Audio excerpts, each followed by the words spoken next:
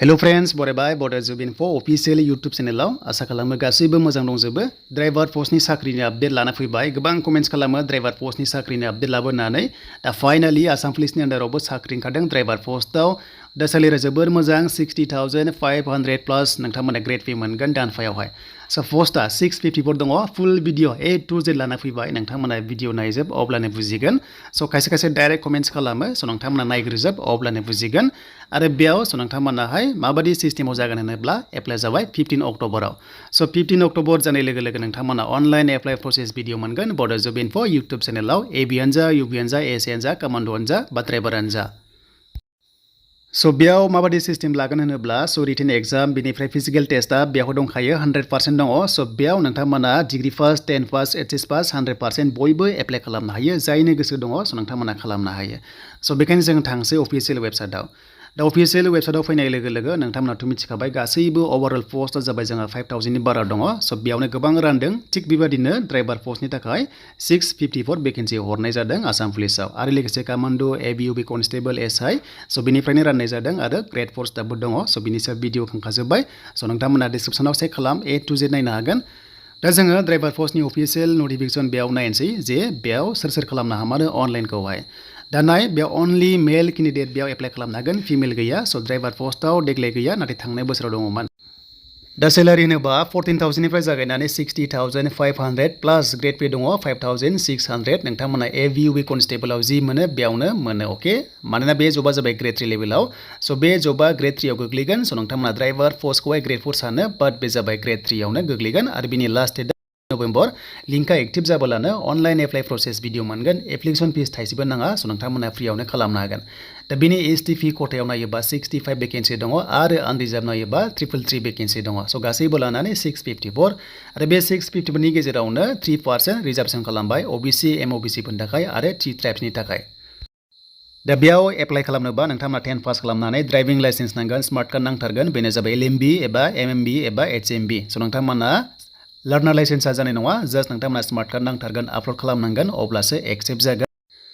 स बेनिफ्राय बेयाव मोनसे नोट होदों आरो बे नोटआ जाबाय भेकेन्सिया मोनसे टेन्टेटिभ डेट मिन्स माने बे फिक्स नङा मोनसे समाव बारायगोन हयथ' खमायगोन दा बे सोनारगोन जेब्ला अफिसियेल नटिस होफिनो अब्ला गासैबो डिटेल्सखौ नोंथांमोनाहाय मोननो हागोन दा प्रेजेन्टआव होनाया 654 बिनि उनावहाय जेब्ला अफिसियेल आपडेट फैबावो स नोंथांमोनाहाय मोननो हागोन आरो बेयाव लोगोफोर नोंथांमोना सेन्सास मथे मोनदों 2011 आव एबिउबि कनस्टेबलाव सेन्सास मथे लांदों आरो जेराव स STP आव बारा स बेयाव पस्टआ बारा थायो बेबादिनो नोंथांमोनाहाय मोनलांबाय थागोन नेक्स्ट लेभेलाव डिटेल्सखौहाय स बैसो दा बैसोआ 18 इयार्स मिनिमाम नोंथाङा 18 इयार्सनिफ्राय 30 इयार्सनि गेजेराव STP खथायाव दङबा स नोंथांमोना नैबे डेट होनायजों गोरोबोबा स नोंथांमोना बेयाव एप्लाइ खालामनो हागोन कनस्टेबलाव जि हायो ड्राइभार पोस्टआवबो सेमानो दङ बैसोआ स बेखौ बुजिबाय दा हाइटखौबो नायगोन दा हाइटआ गोरोबनांगोन STP आव 160.02 सेन्टिमिटार गोरोबथारनांगोन अब्लासो जागोन गाहायसिनबा जानाय नङा एनसेसखौबो नायगोन 80 सेन्टिमिटार नर्मेलाव आरो बिखाखौहाय एक्सपेन्ड खालामबा एबा फुवारबा स नोंथांमोना 85 सेन्टिमिटार जाहैनांगोन अब्लासो एक्सेप्ट जागोन जुदि बेबायदि गैयाबा जानाय नङा आरो बे दङबा नोंथांमोनखौहाय मेडिकेल टेस्ट लागोन अके स मेडिकेल टेस्टआव मा नायगोननो बेनो जाबाय नकनि नायगोन आरो लोगोसे फ्लेट फुट नायगोन बेनिफ्राय मेन्टेल एन्ड बडिलि हेल्थखौ नायगोन माने फिट थानांगोन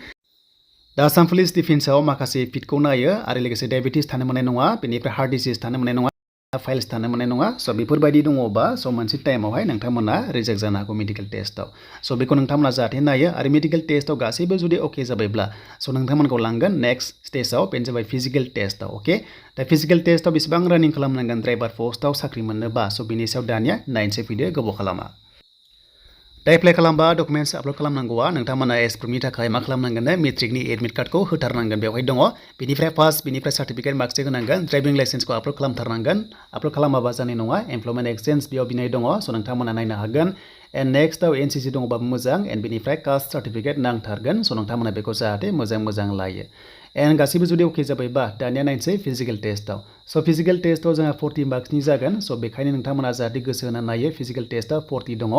दा बेयाव माबादि खारनांगोन जों बेखौ नायनोसै नोंथांमोना खारनांगोन 30 to 100 मिटार खारनांगन 14 मिनिट्सआव स 14 मिनिट्सआव नोंथांमोना 30 to 100 मिटार्सखौ खारथारनांगोन एन्ड खारखांनाय लोगो लोगो नोंथांमोनखौ मा लागोन लं जाम्प स लं जाम्पआ मिनिमाम 335 सेन्टिमिटार स नोंथांमोना बेखौ नुनो मोनदों खनथाम चान्सेस मोनगोन आरो खनथामाव बबे बांसिन बारो बेखौनो नोंथांमोनखौहाय लानाय जागोन स बेखायनो एक्सेलेन्ट बारनोबा नोंथांमोना 16 पॉइंट हाफ बारनांगोन अब्लानो एक्सेलेन्ट मोनगोन आरो एक्सेलेन्ट बारनो हायोबा स स' नोंथांमोना 20आव 20 मोनगोन स' बेखायनो 16 नोंथांमोना पइन्ट हाफखौ बारथारो जाहाथे आरो हायोब्ला 17 टारगेट ला अब्ला टेनसन फ्रि आरो ड्राइभिं टेस्टआव नोंथांमोनखौ लांगोन 1:10 माने सासे पस्टआव 10 जनखौ लांगोन स्किल टेस्ट लानो आरो बे स्किल टेस्टआव नाम्बार 5 मोनथारनांगोन 10 नि गेजेराव 10 नि लागोन आरो नाम्बार 5 खौ मोनथारनांगोन अब्लासो नोंथांमोनाहाय क्वालिफाइड जागोन नेक्स्ट राउन्डआवहाय